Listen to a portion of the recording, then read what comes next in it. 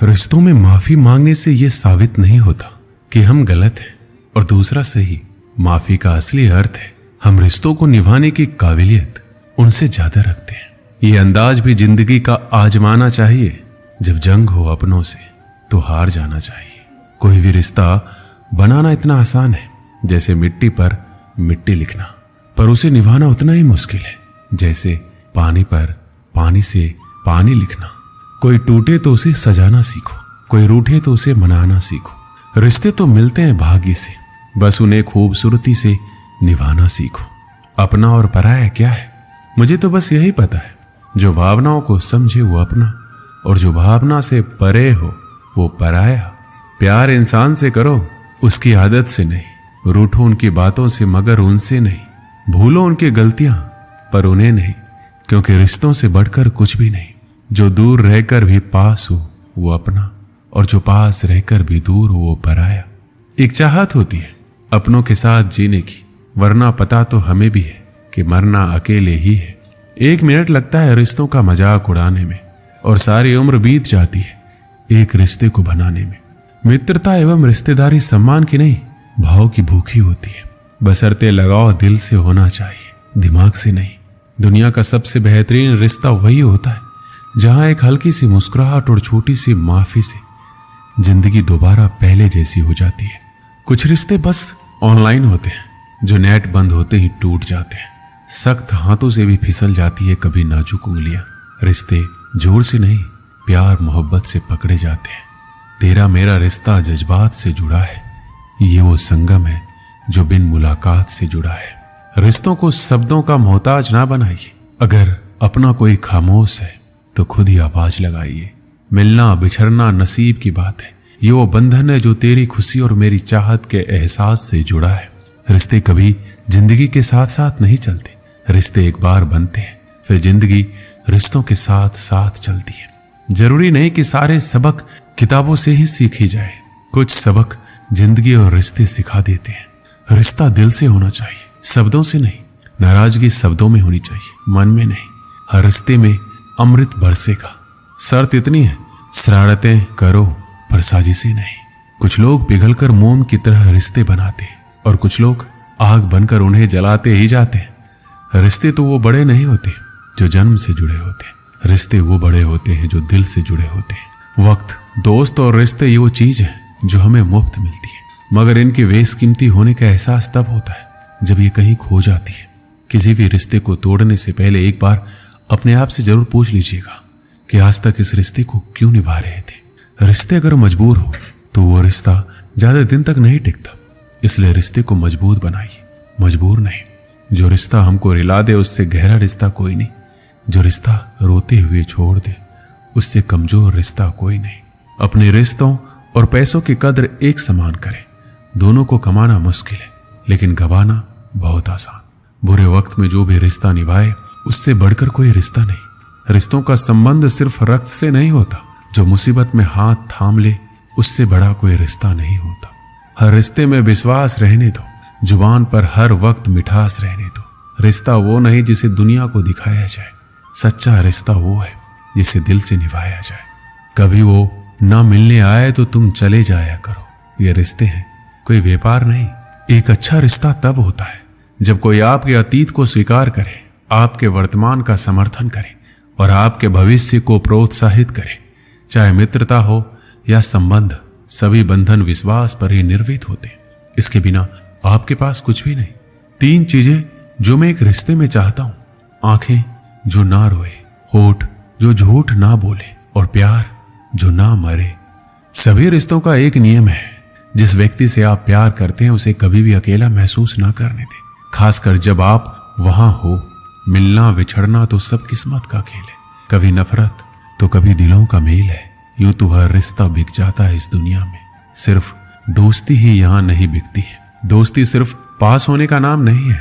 अगर तुम दूर रहकर भी हमें याद करो, इससे बड़ा हमारे लिए कोई इनाम नहीं। दोस्ती करो हमेशा मुस्कुरा के, किसी को धोखा ना दो अपना बना के। कर लो याद जब तक हम जिंदा हैं, फिर ना कहना चले गए दिल में यादें बसा के। दोस्ती में ताकत है समर्थ को झुकाने की, बाकी सुदामा में कहां ताकत थी श्री कृष्ण से पैर धुलवाने की। सवाल पानी का नहीं, प्यास का है। सवाल मौत का नहीं, सांस का है। दोस्त तो बहुत है दुनिया में, मगर सवाल दोस्ती का नहीं, विश्वास का है। एक चाहत है तेरे साथ जीने की, वरना पता तो हमें भी है कि मरना तो अकेले ही है। जिंदगी में बहुत सारे दोस्त बनाना कोई खास बात नहीं है, लेकिन एक ही दोस्त के साथ जिंदगी भर दोस्ती निभाना ये खास बात है।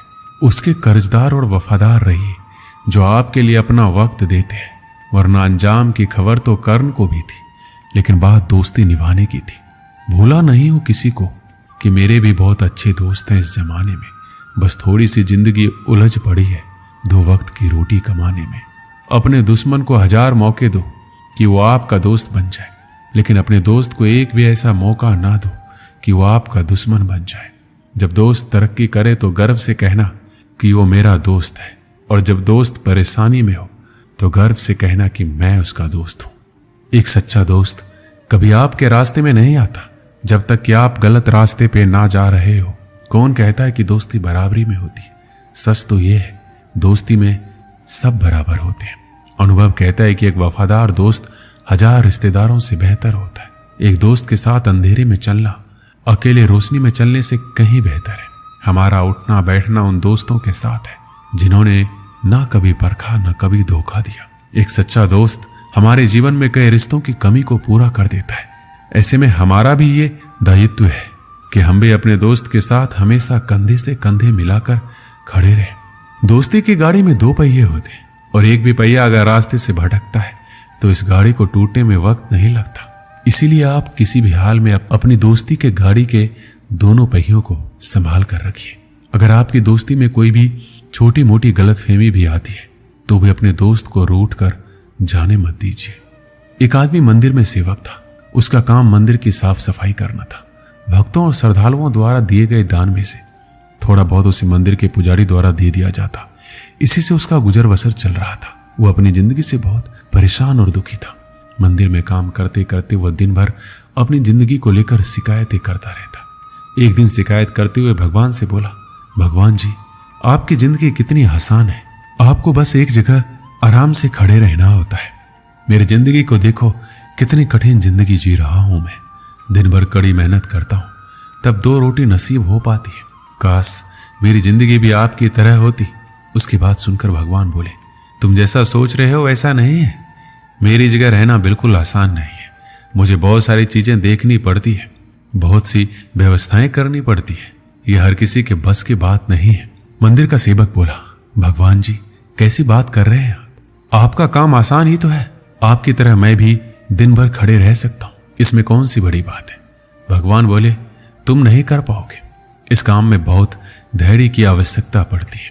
मंदिर का सेवक जिद करने लगा, मैं जरूर कर पाऊंगा। आप मुझे एक दिन अपनी जिंदगी जीने दीजिए। आप जैसा बताएंगे मैं वैसा ही करूंगा।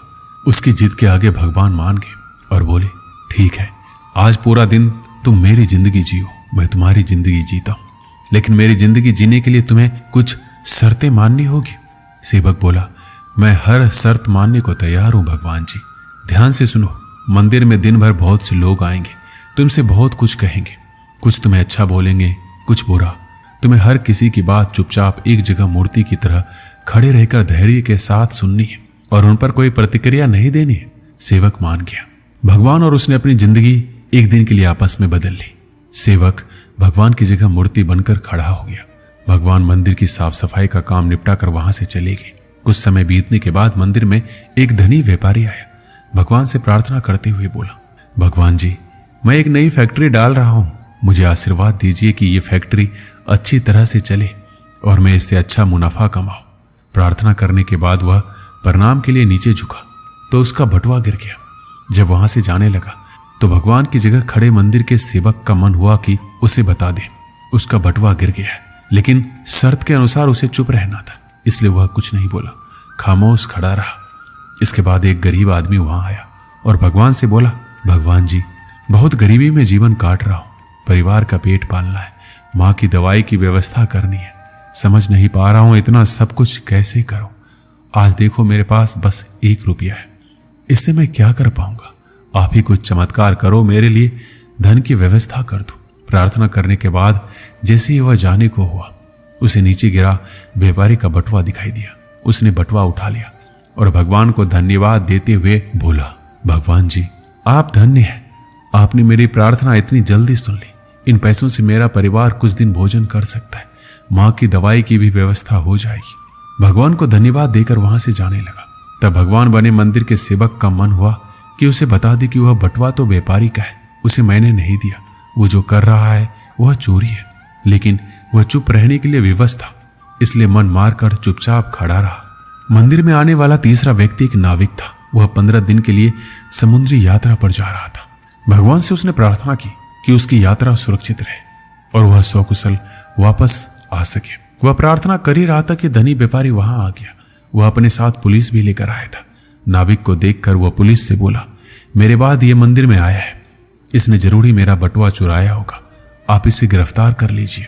पुलिस नाविक को पकड़कर ले जाने लगी। भगवान बने आदमी को अपने सामने होता यह अन्याय सहन नहीं हुआ।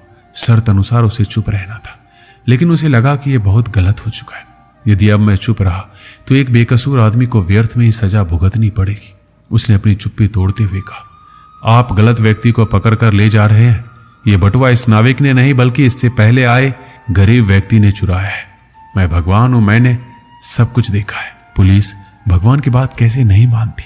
उनकी बात मानकर उन्होंने नाविक को छोड़ दिया और उस गरीब आदमी को पकड़ लिया जिसने बटुआ लिया था। शाम को जब भगवान वापस आए तो मंदिर के सेवक ने पूरे दिन का वृतांत सुनाते हुए गर्व के साथ बताया कि आज मैंने एक व्यक्ति के साथ अन्याय होने से रोका। देखिए आपकी जिंदगी जीकर मैंने कितना अच्छा काम किया है। उसकी बात सुनकर भगवान बोले, ये तुमने क्या किया?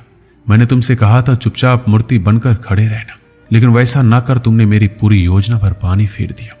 उस धनी व्यापारी ने बुरे कर्म करके इतना धन कमाया है, यदि उसमें से कुछ पैसे गरीब आदमी को मिल जाते तो उसका भला हो जाता और व्यापारी के पाप भी कुछ कम हो जाते। जिस नाविक को तुमने समुद्री यात्रा पर भेज दिया है, अब वह जीवित वापस नहीं आ पाएगा। समुद्र में बहुत बड़ा तूफान आने वाला है।